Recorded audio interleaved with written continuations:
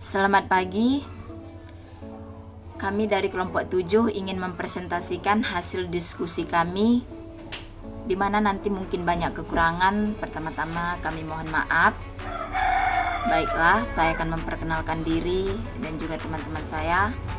Nama saya Pera Rahayu Menanti Berupadang, dan teman saya Elisa Berusritonga, dan yang terakhir Sapira Halim Pebi.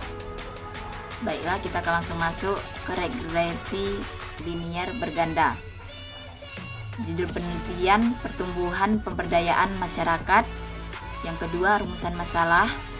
Apakah tenaga kerja, jumlah UMKM, dan jumlah penduduk berpengaruh terhadap pengangguran, baik secara parsial maupun secara serentak? Dan yang ketiga, kerangka konseptual.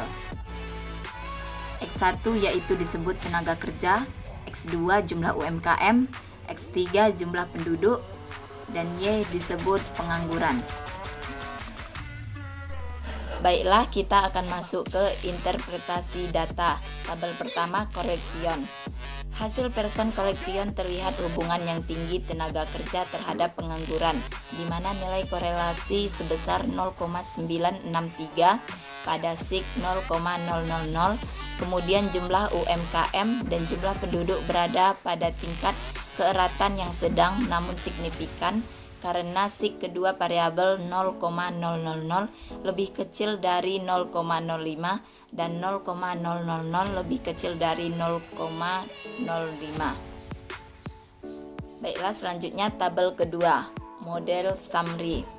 Hasil nilai R sebesar 0,974 sebagai nilai korelasi berganda, artinya jumlah UMKM, jumlah penduduk, dan tenaga kerja memiliki keeratan hubungan yang sedang dengan pengangguran. Nilai R square dan adjusted R square mewakili nilai koefisien determinasi. Namun dalam regresi berganda lebih tepat menggunakan nilai adjusted R square sebesar 0,933 atau 93,3%. Artinya variasi dan pengangguran mampu dijelaskan sebesar 93,3% oleh jumlah UMKM, jumlah penduduk, dan tenaga kerja, sedangkan sisanya 6,7% dipengaruhi oleh variabel lain yang tidak masuk ke dalam model atau tidak diteliti. Baiklah, selanjutnya akan dijelaskan oleh teman saya. Saya akan menjelaskan bagian ANOVA. Hasil uji ANOVA dengan analisis F atau Fisher. Diketahui nilai F hitung sebesar 63,534, lebih besar F tabel sebesar 4,76. 4,76 didapat dari rumus DF sama dengan A. K dikurang 1 dan N dikurang K, sehingga HA diterima dan HO ditolak, dan artinya jumlah UMKM, jumlah penduduk, dan tenaga kerja secara bersamaan signifikan mempengaruhi pengangguran. Dari output SPSS tabel koefisien, maka persamaan regresinya adalah Y sama dengan min 230,138 ditambah 0,428 X1 ditambah 1,25 X2 ditambah E.